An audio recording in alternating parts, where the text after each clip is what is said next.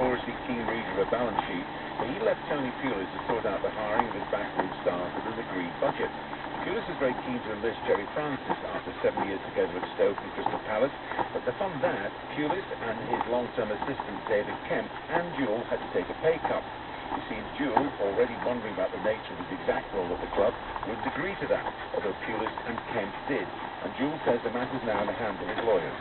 Aston Villa manager Paul Lambert hasn't ruled out making more signings in January. Spanish attacking midfielder Carlos Gil joined the club from Valencia yesterday, and Lambert says he could do more business in the transfer window. If we can add one or two, definitely try and do it. And yeah, Van Dijk is easier. That's probably the first game in January since I've been here. I've got one of the earlier that done, so Van Dijk is good.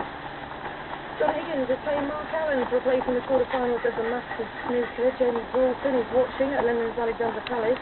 This has been high-quality entertainment. Allen leads by 4 frames to 3. Higgins, the two-time former champion, opened up this match in explosive style, knocking in back-to-back centuries. Allen responded, made a break for 121.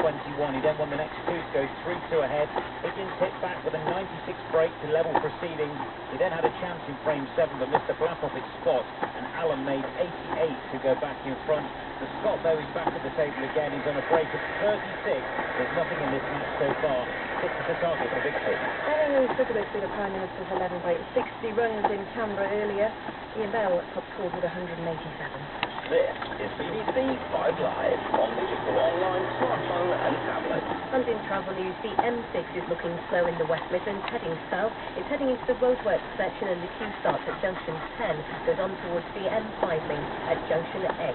Then we've had delays in the M1 in Bedfordshire, an accident happened northbound, junction 10 at Rutland Airport, Spur Road to 11 at Dunstable. One lane is closed for recovery. In Hammersmith, eastbound on the A315 Beedon Road, a full closure now in place. That's at the 219 junction at Hammersmith Road, and it's causing queues on the A306 to the A4 at the Hammersmith Bridge. And on the rails, in ScotRail in Highland rather, the earlier broken down train has caused problems. It's because of adverse weather conditions, so disruption affecting you between Inverness and Perth. There is a limited bus service operating. Warner mentions 5 Live Travel. 5 Live Sports Extra. Ivanovic has match point to knock out Serena Williams. And she has! Hollywood Olympic won! Serena raises her arms in celebration! Stanislav Wawrinka is a Grand Slam champion!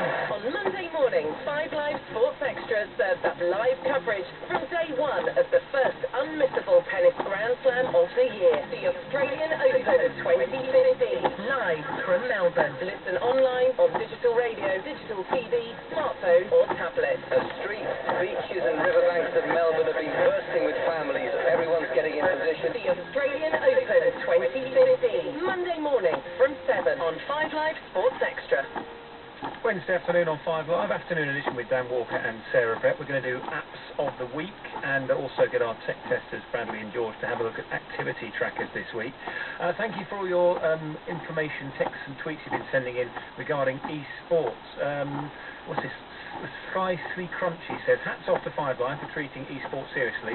Many don't realise the real effort and commitment required, just like any other competition. Damo in Corby says, if e-games are Olympic sport, then so can chess, Scrabble and Tiddlywinks be. They are games, he says, not sports. Marion, I understand all the work that goes into gaming, but it's not a sport in the same way that chess isn't a sport. Tom in Woking, love this one. I published the original Sensible Soccer, he says, back in the day. And we hosted competitive evenings playing SS, he says, in